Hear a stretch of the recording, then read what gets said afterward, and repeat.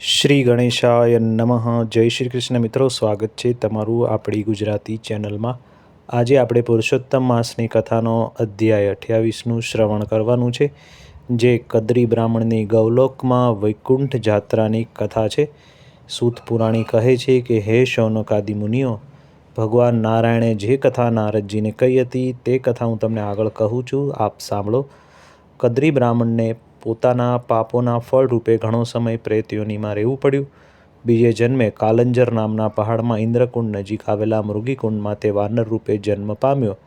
આ વાત સાંભળી નારદજી શંકા થતાં તેણે ભગવાન નારાયણને પૂછ્યું કે આ દુષ્ટ આત્મા પ્રેત યોનિમાં રહ્યા પછી આવા પવિત્ર જળે જન્મ કેવી રીતે થયો? ત્યારે નારદજીને શ્રી હરિએ કહ્યું કે કદ્રી બ્રાહ્મણ પાપાત્મા હતો, છતાં તેનાથી એક પુણ્યનું કાર્ય થયેલું હતું. પુરુષોત્તમ માસમાં એક વૈશ્ય દંપતીએ વ્રત લીધું, તેનું ઉદ્યાપન હતું. તે વખતે બીજા બ્રાહ્મણોની સાથે તેણે ધનનો લોભ કરીને તે પણ ત્યાં ગયો. અનાયાસે તેનાથી શ્રી પુરુષોત્તમ ભગવાનની પૂજાના દર્શન થવાથી આ પુણ્યના બળે તે આ પવિત્ર સ્થાનમાં વાનર તરીકે અવતરણ પામ્યો. ભગવાન શ્રી રામે લંકામાં રાવણનો વધ કર્યો પછી તેમને મદદ કરનાર વાનરોને આશીર્વાદ આપતા જણાવેલ કે તમે જ્યાં જશો ત્યાં તમને ફળ ફૂલ મળી રહેશે. ત્યાંના વૃક્ષો દળ ફૂલથી લાગેલા હશે. અહીં પણ ફળ ફૂલનો તોટો નહોતો, પણ કદ્રી બ્રાહ્મણ જે વાનર રૂપે જન્મેલ તેને પિત્તની પીડા પેદા થઈ, તેથી તે ફળો ખાઈ શકતો નહોતો. આથી તેનું શરીર અશક્ત થવા લાગ્યું ને એક દિવસ તે વાનર એક ઝાડ પરથી બીજા ઝાડ ઉપર છલાંગ મારતા નીચે પટકાઈને પડ્યો.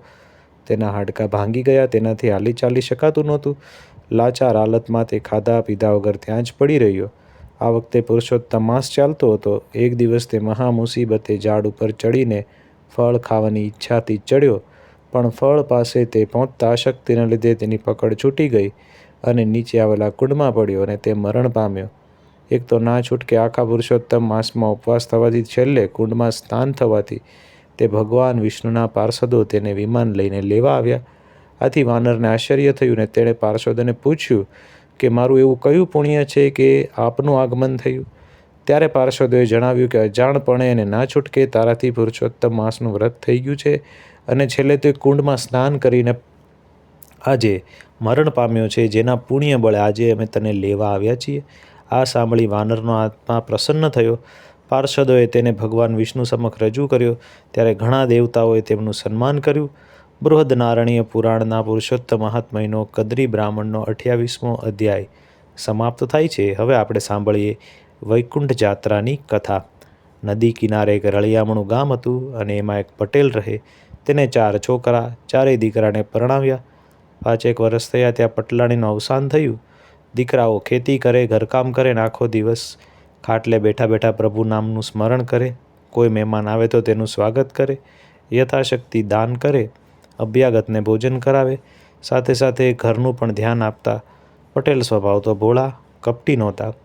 એવા પુરુષોત્તમ માસ આવ્યો. તેમણે પુરુષોત્તમ માસનું વ્રત ચાલુ કર્યું.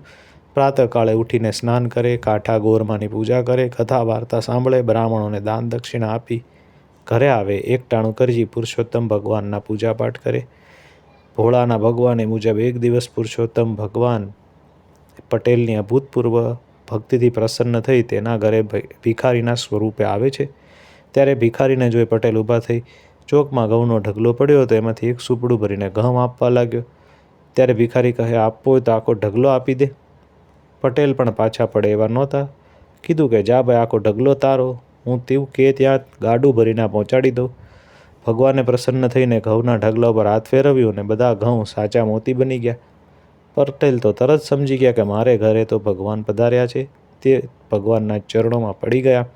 ત્યારે ભગવાને કહ્યું કે હે મારા વાલા ભક્ત, હું તારા પર પ્રસન્ન છું, તારે જે માગવું હોય તે માગ. ત્યારે પટેલે કહ્યું કે ભગવાન, તમે મને ઘણું સુખ આપ્યું છે, મારે કોઈ ભૌતિક સંપત્તિની ઈચ્છા નથી. આપ મને સદેહ વૈકુંઠની જાત્રા કરાવો એ ઈચ્છા છે. ભગવાન તો પટેલને વિમાનમાં બેસાડી વૈકુંઠ ધામ લઈ ગયા અને વૈકુંઠ ધામ બતાવ્યું. ત્યાંથી ગૌલોક લઈ ગયા અને પછી બ્રહ્મલોક અને પાતાળલોક અને ઇન્દ્રપુરી બતાવ્યું. અક્ષરધામ પણ દેખાડ્યું. આ બાજુ પટેલના દીકરાઓ બાપાની શોધાશોધ કરવા લાગ્યા, પણ બાપા મળે ક્યાંથી? બાપા તો જીવતે જીવત વૈકુંઠની જાત્રાએ ગયા.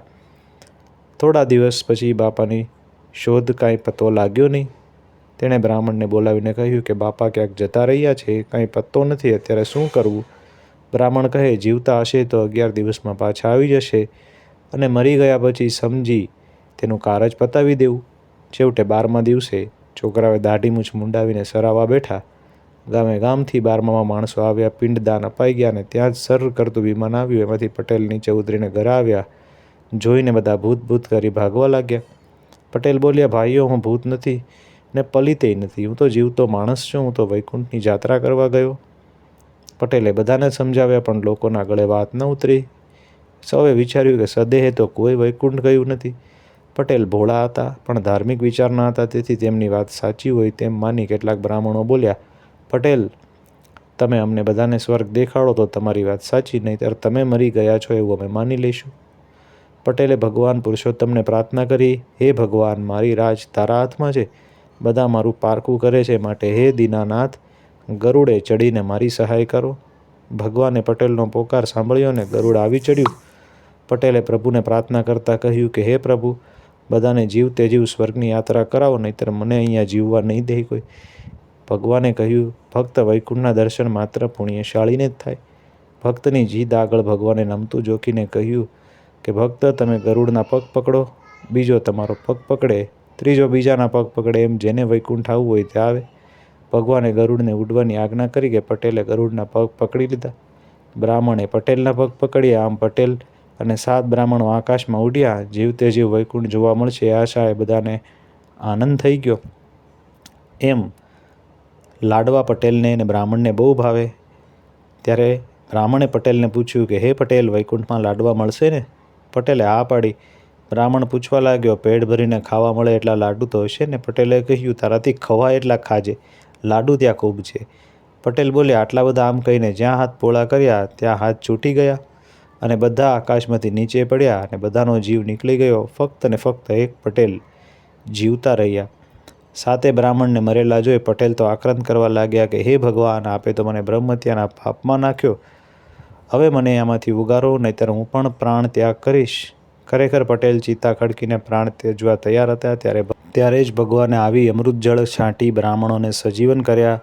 આમ પટેલની પ્રભુ પુરુષોત્તમ ભગવાનની નિષ્કામ ભક્તિથી તેમને જીવતે જીવ વૈકુંઠધામ જોવા મળ્યું અને બીજા બ્રાહ્મણોને પ્રભુના દર્શન થયા. બોલો પુરુષોત્તમ ભગવાનની જય. તો મિત્રો, જેમ પટેલને અને બ્રાહ્મણોને પુરુષોત્તમ માસનું વ્રત ફળ્યું, તેવું જ આ કથા વાંચનાર, સાંભળનાર અને વ્રત કરનારને ફળે તેવી પુરુષોત્તમ ભગવાનને પ્રાર્થના. તો મિત્રો, અહીંયા 28મો અધ્યાય આપણે પૂર્ણ કરીએ છીએ. ફરી મળીશું કોઈ નવા આવા જ વિડીયો સાથે. ત્યાં સુધી અમને રજા આપશો. આપ સૌને અમારી ચેનલના જય શ્રી કૃષ્ણ.